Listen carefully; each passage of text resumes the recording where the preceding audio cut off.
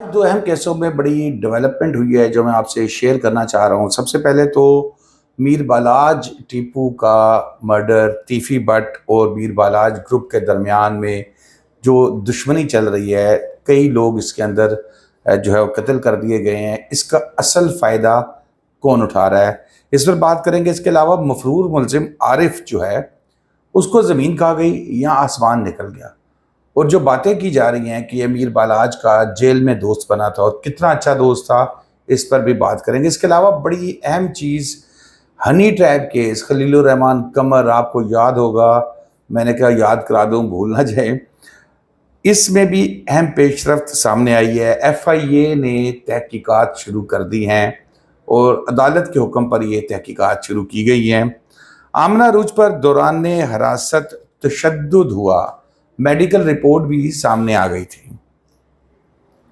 सबसे पहले बात करते हैं जनाब मीर बालाज की, जिनको 18 फरवरी 2024 को जो है वो मर्डर किया गया था।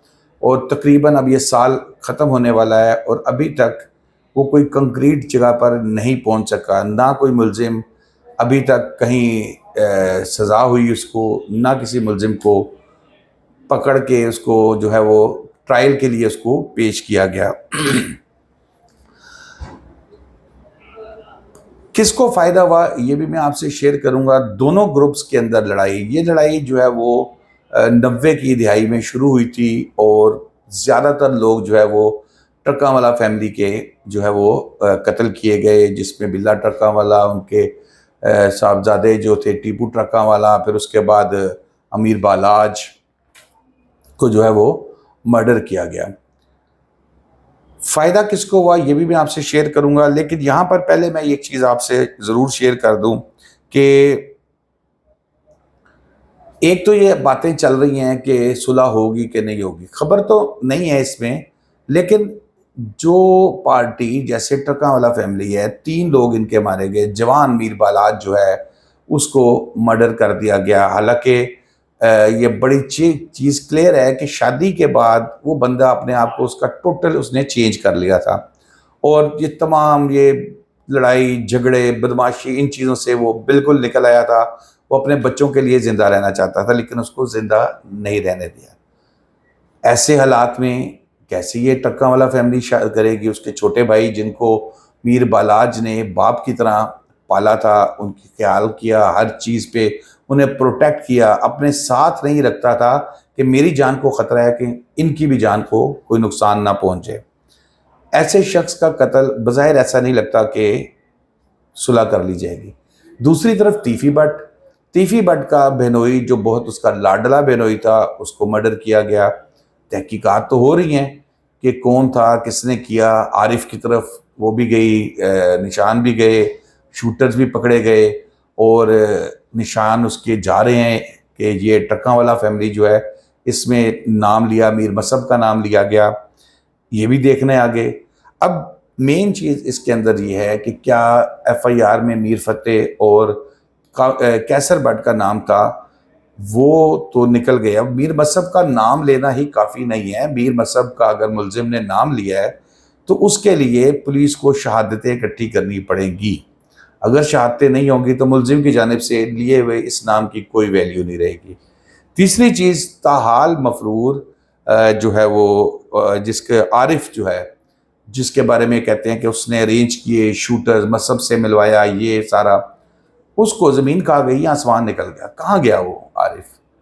क्या आरिफ किसी महफूज मकाम पे है? अगर आरिफ सामने आता है और आके वो सिर्फ इतना कह देता है कि जनाब इसका मीर मसब से, मीर फतेह से, कैसर भट्ट से कोई ताल्लुक़ नहीं है, मेरा बालाज से बड़ा प्यार था क्योंकि जेल में मेरी उसकी दोस्ती हुई थी और मैंने खुद इनिशिएटिव लिया, मैंने खुद शूटर को सारा करके ये काम करवाया, तो बाकी तमाम लोगों को क्लीन चिट जो है वो मिल सकती है। अब आ जाएं जी, इन खानदानों की लड़ाई से फ़ायदा कौन उठा रहा है? फ़ायदा उठाने वाले छोटे लोग हैं, छोटे छोटे कनटुटे जो मोहल्लों में होते हैं, जो बाहर निकल के भत्ता भी लेते हैं, बदमाशी भी करते हैं और बाद में कहते हैं कि मैं तो ट्रकों वाले दा बंदा वा या मैं तीफी भट्ट दा बंदा।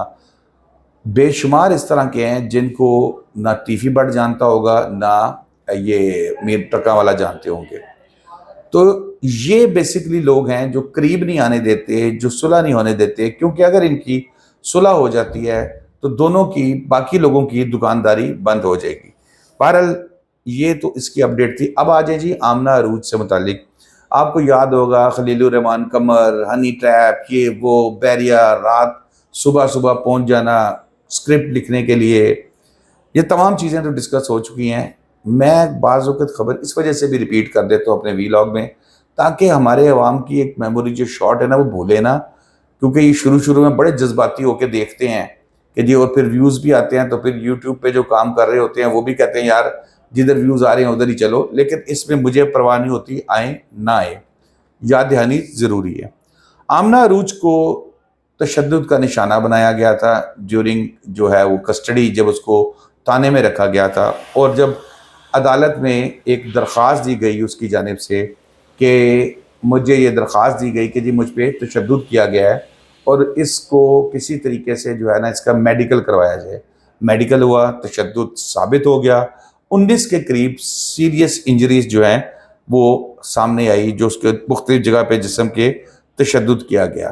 پھر ان کے وکیل کا یہ کہنا ہے، سیف اللہ صاحب جو ہیں، کہ چارپائی پہ باندھ کے آمنہ پہ تشدد کیا گیا، اور صرف یہ تھا کہ وہ جو ویڈیو ہے جو آمنہ کہتی ہے کہ میرے پاس اصل ویڈیو ہے جو جاری کی گئی ہے، اس میں آمنہ نہیں کوئی اور لڑکی ہے، میرے پاس اصل ہے جس میں خلیل الرحمان قمر جو ہے وہ جو حرکتیں کر رہے ہیں، جو گفتگو کر رہے ہیں، وہ بھی ریکارڈ ہو رہی ہیں۔ بہرحال آمنہ کو جو ہے وہ اس میں ان کے موبائل کا ڈیٹا ڈیلیٹ کر دیا گیا۔ اب ان کے وکیل نے یہ اپلیکیشن بھی دی ہے کہ موبائل کا ڈیٹا ریٹریو کرانے کے لیے جو ہے وہ حکم دیا جائے، عدالت موبائل لیا جائے ان سے، تاکہ آمنہ کے موبائل سے جو چیزیں ڈیلیٹ کی گئی ہیں وہ بھی سامنے لائی جا سکیں۔ پھر میڈیکل میں 19 زخم جو ہیں وہ میں نے جیسے آپ کو بتایا سامنے آئے ہیں، اور ایف آئی اے نے اس پر تحقیقات شروع کر دی ہیں۔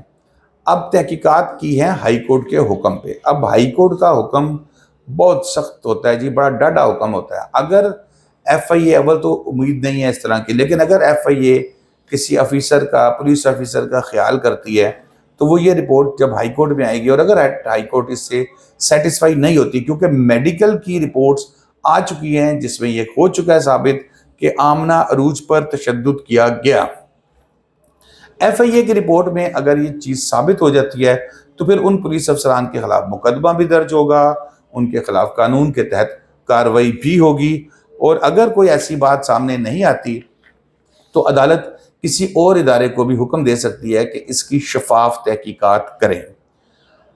وکیل سیف صاحب کی جانب سے یہ بھی کہا گیا کہ پولیس نے جو ہے وہ 2 خواتین، جو آمنہ کی ایک شاید بہن تھی، ان کو اٹھایا، تشدد کا نشانہ بنایا، اس کے گھر سے سامان بھی دیا، لے گئے، کچھ زیورات تھے۔ بہرحال یہ تو الزامات ہیں۔